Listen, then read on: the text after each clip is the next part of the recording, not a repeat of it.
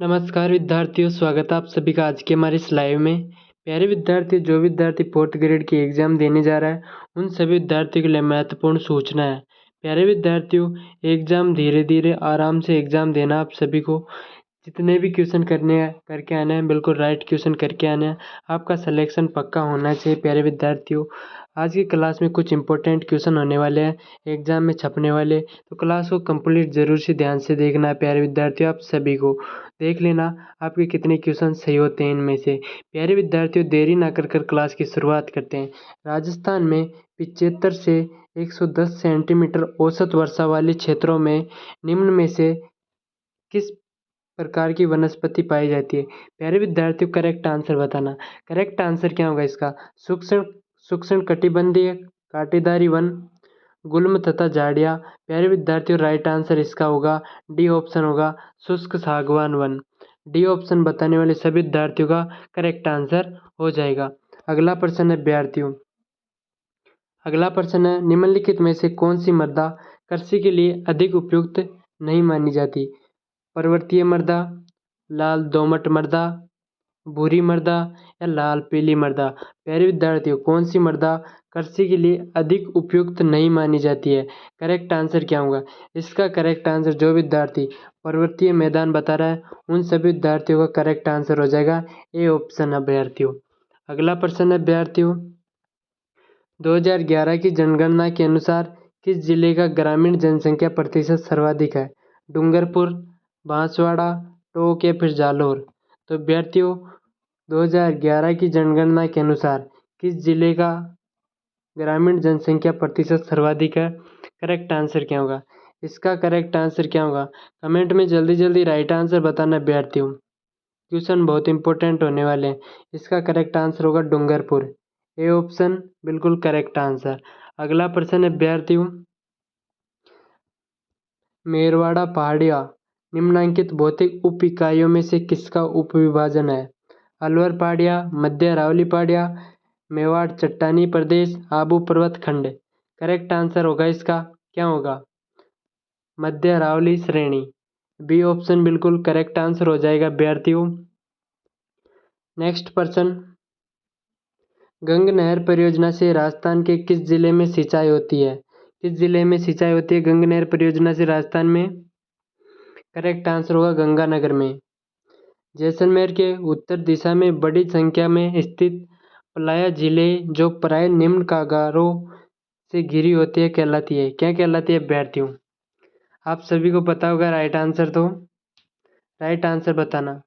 इसका right answer होगा अभ्यर्थियों खंडिन। सी ऑप्शन खंडिन कहलाती है। नेक्स्ट प्रश्न, पोतवार का पठार है अरावली के उत्तर पूर्वी क्षेत्र छोर, मालवा के पठार पर, छप्पन के मैदान में या लाठी सिरिज क्षेत्र? करेक्ट आंसर क्या होगा? पोतवार का पठार है प्यारे विद्यार्थियों। करेक्ट आंसर बताना। इसका करेक्ट आंसर होगा अरावली के उत्तरी पूर्वी छोर। अगला प्रश्न है, देश में बाढ़ की विकरालता को नियंत्रित करने के लिए राष्ट्रीय बाढ़ नियंत्रण योजना वर्ष 1954 में शुरू की गई। इसके अलावा देश में बाढ़ पूर्वानुमान संगठन की स्थापना कब की गई? कब की गई थी अभ्यर्थियों? ये की गई थी 1954, वर्ष 1954। ऑप्शन में कहाँ पर दिखाई दे रहा होगा आपको? A option. A option correct answer सभी विद्यार्थियों का। अगला प्रश्न, पाली के रणकपुर क्षेत्र, सोनाणा खेतलियाजी मंदिर, ज्वाई क्षेत्र व बाली दुर्ग, जालोर के सुंदा माता, बाड़मेर के ओस्तार व सिरोही के अर्बुदा धाम आदि स्थलों को किस पर्यटन सर्किट के रूप में विकसित किया जाता है? प्यारे विद्यार्थियों, इसमें कम से कम 2 से 3 क्वेश्चन बन सकते हैं इस क्वेश्चन में से अगर बनाए तो। 46 का करेक्ट आंसर क्या होगा? गोडवाड़ पर्यटन सर्किट। बी ऑप्शन बिल्कुल करेक्ट आंसर हो जाएगा। अगला प्रश्न है,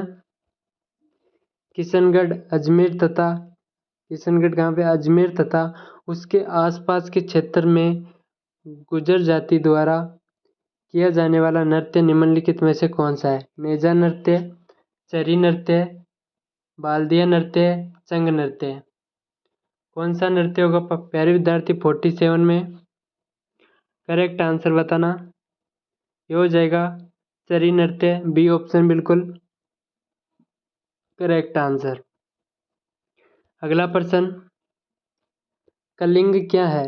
पुरुषों के सिर का आभूषण, स्त्रियों के हाथ का आभूषण, भुजा में बांधने का आभूषण, गले का आभूषण। प्यारे विद्यार्थियों कलिंग क्या है?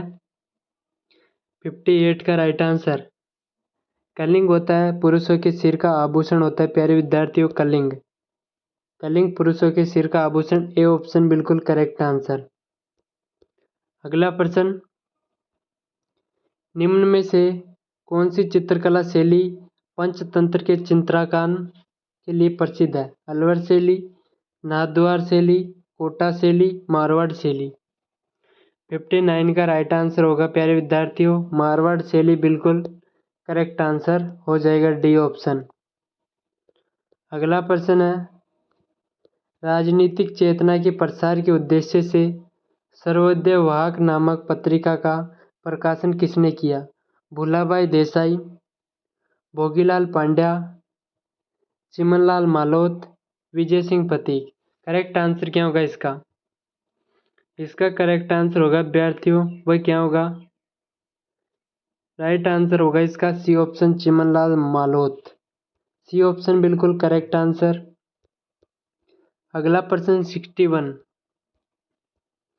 निम्न में से कौन सी बोली भीलवाड़ा के शाहपुरा तथा बूंदी के कुछ क्षेत्रों में बोली जाती है जो मेवाड़ी, ढूंढाड़ी तथा हाड़ौती का मिश्रण मानी जाती है? रागड़ी, खेराड़ी, निमाड़ी, गोडवाड़ी। करेक्ट आंसर क्या होगा 61 का? राइट आंसर बताना कमेंट में। कौन सी बोली भीलवाड़ा के शाहपुरा तथा बूंदी के कुछ क्षेत्रों में बोली जाती है मेवाड़ी, ढूंढाड़ी तथा हाड़ौती मिश्रण मानी जाती है? करेक्ट आंसर क्या होगा इसका? Kheradi, B option right answer. अगला प्रश्न है, निम्नलिखित में से कौन सा शासक जालोर के चौहान वंश से संबंधित नहीं था? समर सिंह, उदय सिंह, वत्सराज, कीर्तिपाल। कौन सा शासक जालोर के चौहान वंश से संबंधित नहीं था प्यारे विद्यार्थियों? 62 का करेक्ट आंसर होगा सी, जो वत्सराज था प्यारे विद्यार्थियों, जो जालोर के शासक चौहान वंश से संबंधित नहीं था विद्यार्थियों। सी ऑप्शन बिल्कुल करेक्ट आंसर हो जाएगा। अगला प्रश्न, राजस्थान का कौन सा शैधव स्थल घग्गर नदी के किनारे स्थित है? पीलीबंगा, कालीबंगा, गिलुंड या फिर हाड़। तो विद्यार्थियों कौन सा शैधव स्थल घग्गर नदी के किनारे स्थित है? 63 का राइट आंसर क्या होगा? कालीबंगा करेक्ट आंसर हो जाएगा, बी ऑप्शन। अगला प्रश्न, 1910 ईस्वी में अभिनव भारत संघ की एक शाखा के रूप में वीर भारत सभा का गठन किसने किया? विजय सिंह पथिक, रणछोड़ दास गट्टानी, केसरी सिंह भारत, अंधराज सुराणा। करेक्ट आंसर क्या होगा विद्यार्थियों?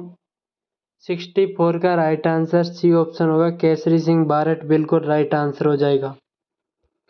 नेक्स्ट प्रश्न, बिजोलिया किसान आंदोलन के दौरान पर्वतीय विधा प्रचारिणी सभा के प्रवर्तक थे? रामनारायण चौधरी, विजय सिंह पथिक, माणिक्यलाल वर्मा, जमनालाल बजाज। 65 का राइट आंसर क्या होगा? विजय सिंह पथिक बिल्कुल करेक्ट आंसर। अगला प्रश्न, भारतीय संविधान की आत्मा किसे कहा जाता है? प्यारे विद्यार्थी क्वेश्चन पूछ रहा है भारतीय संविधान की आत्मा किसे कहा जाता है? संविधान संशोधन को, मौलिक अधिकारों को, प्रस्तावना को, मूल कर्तव्य को। करेक्ट आंसर क्या होगा? राइट आंसर कमेंट करके बताना इसका राइट आंसर क्या होगा? प्रस्तावना को। संविधान की आत्मा किसे कहा जाता है? प्रस्तावना को कहा जाता है प्यारे विद्यार्थी, सी ऑप्शन। अगला प्रश्न है, निम्नलिखित में से कौन एक मंत्रिपरिषद के अंतर्गत नहीं आता? कैबिनेट मंत्री, राज्य मंत्री, स्वतंत्र प्रभाव, उपमंत्री, संसदीय सचिव। प्यारे विद्यार्थियों कौन सा एक मंत्रिपरिषद के अंतर्गत नहीं आता? करेक्ट आंसर क्या होगा इसका? राइट आंसर क्या होगा विद्यार्थियों? इसका राइट आंसर होगा संसदीय सचिव होता है और मंत्रिपरिषद के अंतर्गत नहीं आता। प्यारे विद्यार्थियों, थैंक यू। मिलते हैं नेक्स्ट क्लास में। धन्यवाद।